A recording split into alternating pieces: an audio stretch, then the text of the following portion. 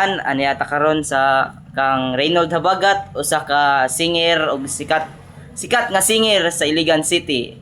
Ato siya interviewon karon. Mr. Reynold Habagat, kanusa ka gasugod og kanta-kanta? Hello everyone, my name is Reynold Bagat.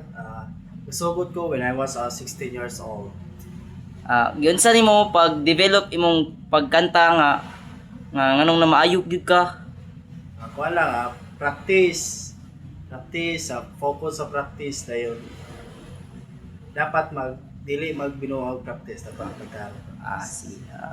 Ang ikatulo nga pangutana, asa imong pinakalayo nga naapilan og contest?